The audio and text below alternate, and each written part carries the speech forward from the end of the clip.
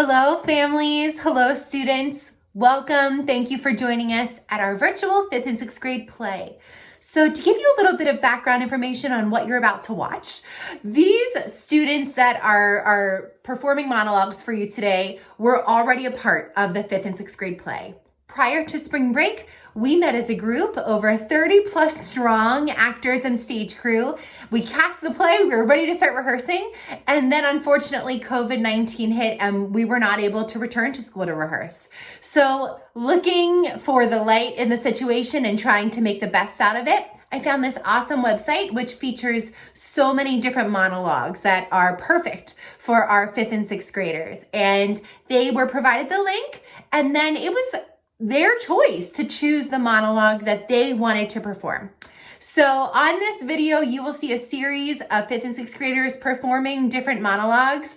In the comment section or the description section of this video on YouTube, there is a breakdown of each student and what time they're performing. So if you don't have time right now to watch the whole video, but you're looking for a certain student in particular, you can find that information there. But I highly encourage you to watch the entire video. It's very short, and these students worked very hard to rehearse their monologue on their own and then to record it and send it to me. So I now present to you for the first and hopefully the only time our virtual 5th and 6th grade quarantined play.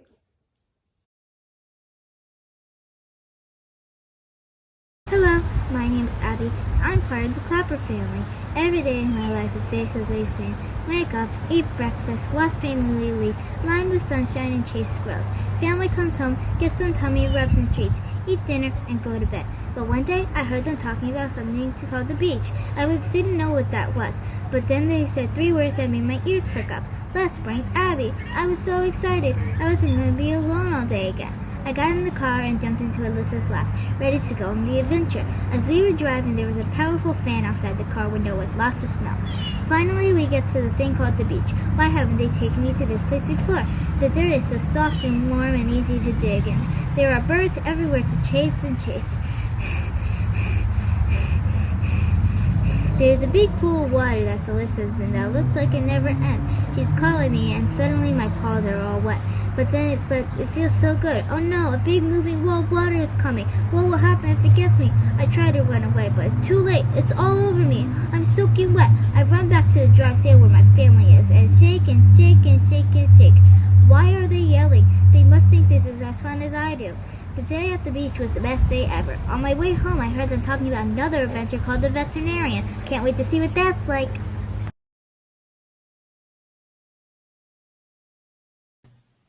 A dog ate my homework. I'm sorry I don't have my math homework, Miss Williams. I have a really good reason.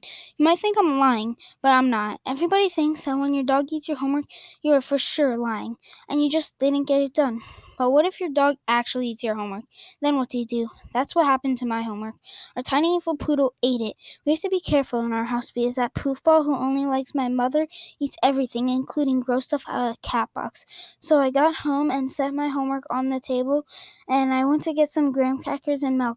After that, my brother wanted to play hoops with me in the driveway, and he never wants to play with me, so I did. When I got back inside, my homework was chewed up and on the floor, and the devil dog was hiding under the sofa. So that's my real story about how my dog actually did eat my homework.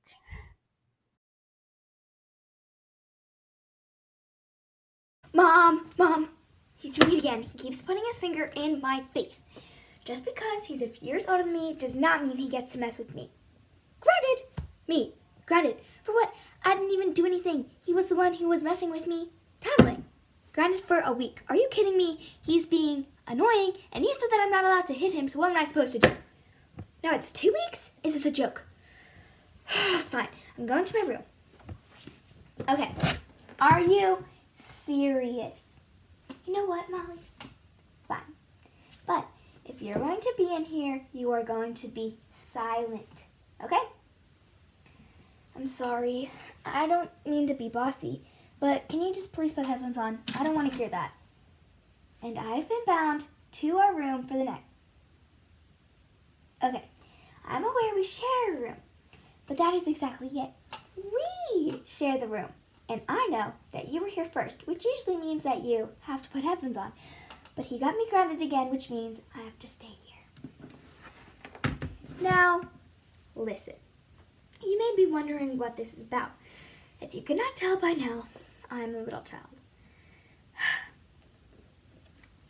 I have to deal with this every day.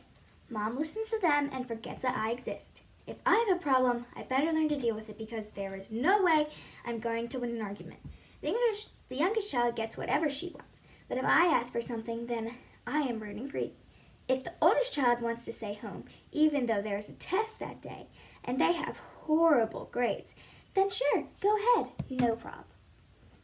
But if I, who have decent grades, and no test that day, I have to stay home, then I'm grounded for the next week. The oldest child is the funny, nice kid. The whole family loves the youngest child, his perfect favorite, who is embodiment of all the greatest qualities of our parents. Oh, and wait, hold on, where's the middle child? Oh, you lost them again. Okay, well, are you going to go look for them? Yeah, didn't think so.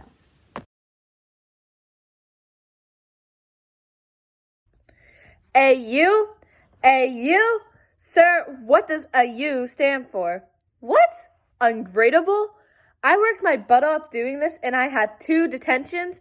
This is so unfair. You treat me so unfairly. How? How? Well, okay, here's an example. How come every time Hannah writes a story, it's on a ridiculous topic, such as Why Our Noses Run and Why Our Feet Smell by Hannah Quigley, but I write interesting stories, almost as good as Harry Potter if I say so myself, but you still give her a better mark? Exactly, and wait, hold on. Did you just say I don't participate in any class discussions? That is such a lie. Every single question you ask, I put my hand straight up so I can answer. No one else does, just me. And what do? Choose anyone and everyone except for me. What did I do? The pranks? What pranks? Oh, those pranks. But you have to admit, those are pretty funny. You didn't like them? Sorry. Hey, do you know the time when I put a bucket of flour over your door and it tipped on you when you walked through the class? Yeah, that was stupid. Sorry about that. I don't even know why I did that. Wait. I've got an even funnier time. Remember when I put the whoopee cushion on your chair? You were about to sit on it, but you noticed it, and you took it off. But then you went to sit, and you split your pants? That must have been so embarrassing. I feel so bad. Come on, I've only pranked you 57 times. That's not that many. But seriously, you could have just pranked me back instead of giving me a bad mark for no reason. What? This is a prank? This you is a prank? So you have just basically been ignoring me just to get me back? You pranked me. That is so immature. I can't believe you did that. Pranks are for children. Oh ha. By the way, I'm getting you back.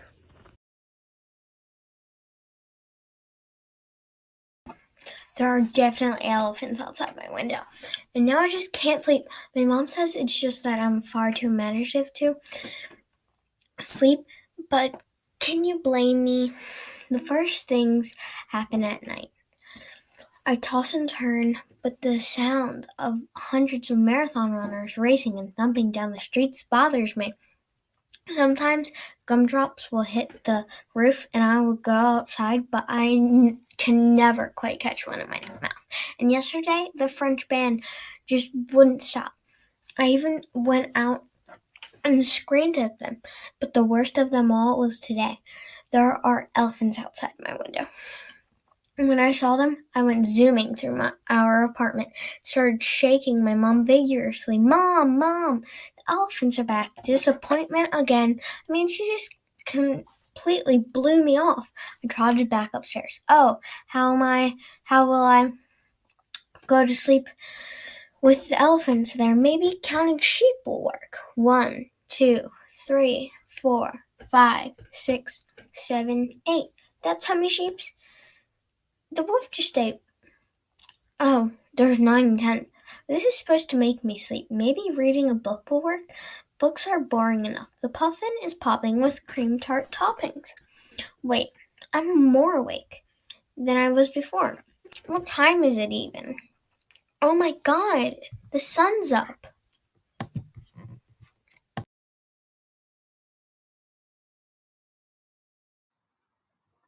Last night my world was shattered. I realized that my younger brother Colin is taller than me.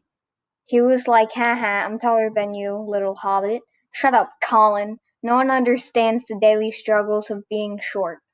People use your head as an armrest like all the time. I'm not an armrest, I'm a human being. People also assume you're like 5 or 6 younger than you are. When I went to the Ferris wheel, they asked if I wanted the 12 and under ticket. 12 and under. I'm 16. People always feel the need to point out how short you are. Like, wow, you're 3 feet tall. No, I'm 5 foot 1/4, idiot. Then they're like, oh, you can just wear high heels, which is great advice because I love wearing shoes that make my feet feel like they're on fire. People also taunt you by holding things above your head or putting them on a high shelf. I really want to strangle each and every tall person, but but to do so I need a stepladder.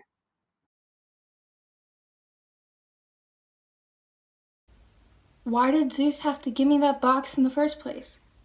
What am I saying? It was all my fault. I was the one that opened the box. I should have known it was full of nothing good. Now I've let all the diseases free. I don't want to be known for a bad thing. I want to be known for good. Everybody used to be happy. Now there's sicknesses and disease, and I'm to blame. It was just too tempting. He gave me a box, a beautiful box, and then tells me not to open it? What is the use of a box if you can't open it?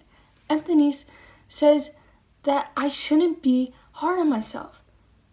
Anyone could have opened that box, but it had to be me and not anybody else. I have to figure out why. What can I do? I'm just a lump of clay. Maybe there's a way I can help Hope.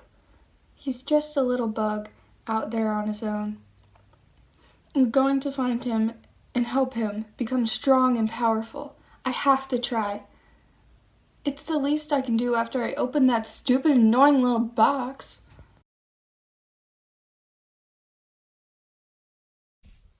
Hi, I'm Pixie. You probably know me as the tooth fairy that collects your teeth under your nasty pillows. What most humans don't know is how difficult this job is.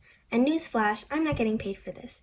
I'm paying for your rotten teeth. What kind of a deal is that? Keep in mind, I am about the same size as your teeth and the money that I give you. So yeah, the process takes about an hour per kid. But here's my dilemma. I've run out of money to give you spoiled kids. I am broke. No mouse wants to buy your teeth from me. I am getting old and tired. Some humans believe that I use your teeth to build my house. That ain't true. That's disgusting. That's my fat fairy sister Tonkerbell. Ah, Tonkerbell, what are you doing here? Oh, you heard everything I said? Well, what is that falling out of your dress? How dare you? That's where all my money went. Well, humans, you are going to have to live with your teeth falling out for a year. I'm going on vacation.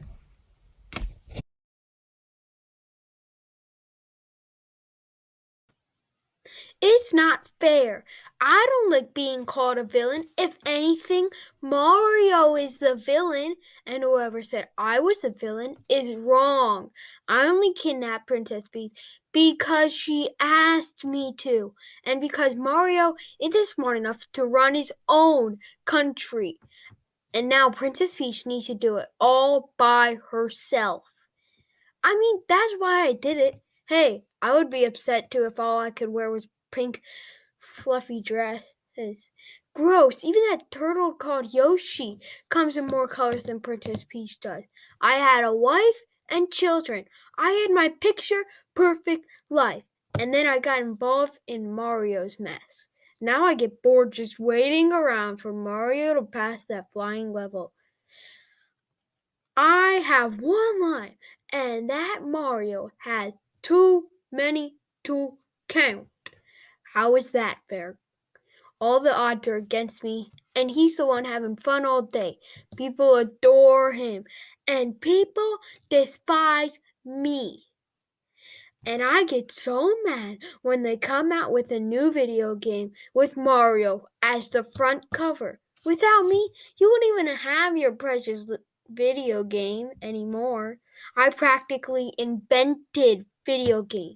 And then you go to a Halloween store, you see Mario and Luigi costume, but do you see any Bowser costumes? No, you don't see any Bowser costume. You don't see any villain costume because nobody wants to be a villain. So why should I be one? It's not fair.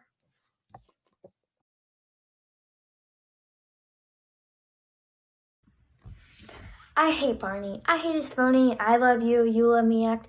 Why does he keep making small children love him? If you ask me, he's a creep. No, I'm serious. And what is this purple dinosaur doing in the 21st century in the first place? What time did he come from? The Jurassic Late Cretaceous period? I don't buy it. I know he's just a 40-year-old guy in a... Wait, I think I'm starting to understand. Barney is purple. Purple is the color of some flowers. Flowers have petals. And so do bikes. Bikes are a type of transportation. And so is a car. A jet is also a type of transportation. And Area 51 is where they test jets. Area 51 is also where they experiment on aliens. Oh my god, Barney's an alien! I have to go. I have to tell the authorities. Wait a minute. Who's there? Show yourself. Oh my god, ah!